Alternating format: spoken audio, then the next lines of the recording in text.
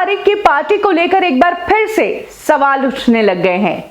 Already काफी लोग बोल चुके हैं कि 13 तारीख को सुशांत के घर पर कोई पार्टी हुई थी, कुछ लोग आए थे जिसमें एक मिनिस्टर का बेटा था।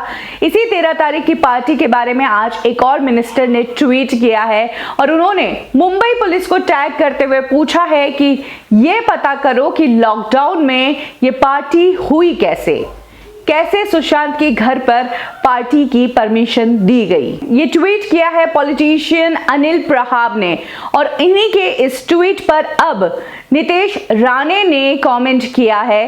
क्या कहा है उन्होंने, चलिए मैं आपको बताती हूँ। नितेश राणे ने अनिल प्रहाब के इस ट्वीट पर सवाल किया है कि जिस वक्त वो इस पार्टी के बारे में पूछ रहे हैं तो ये किस पार्टी की बात कर रहे हैं। क्या वो अपने इस ट्वीट से एक एक्स एक्टर के बारे में हिंट देना चाह रहे हैं जिससे इस इंडस्ट्री ने काफी कॉन्ट्रैक्ट्स की भीख मांगी है कोविड-19 के दौरान। इन लोगों की मोबाइल टावर लोकेशंस का पता करना चाहिए और ट्रैक करना चाहिए कि 13 तारीख की रात ये लोग कहां पर थे। इसके आगे नितेश राणे बताते हैं कि मुझे याद है कि सुशांत की पड़ोसन ने क्या कहा था। उन्होंने कहा था कि 13 तारीख की रात को कोई पार्टी नहीं हुई थी। इनफैक्ट सुशांत के घर की लाइट्स जो है उस रात जल्दी बंद हो गई थी, जो कि बहुत अजीब था क्योंकि इससे पहले कभी भी सुशांत के घर पर इस तरह से इतनी जल्दी लाइट्स बंद देखने को नहीं मिली। तो क्या अनिल प्रहाब 13 तारीख की रात की उस पार्टी के बारे में कुछ जानते हैं?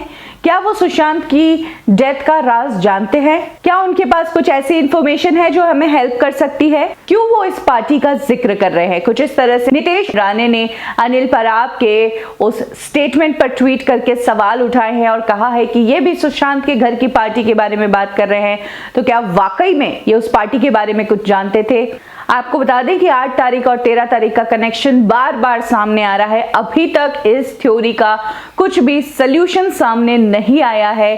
दिशा सालियान की डेथ को लेकर जो क्वेश्चंस है वो बने हुए हैं। जो लोग हैं, दिशा सालियान की जो दोस्त है, वो तब से अब तक छिपे हुए हैं। भले ही मीडिया में उन लोगों को लेकर कितना ही शोर क्यों ना हो रहा हो, लेकिन दिशा के ग्रुप से कोई भी बाहर आकर उस रात की सच्चाई बताने को तैयार नहीं है।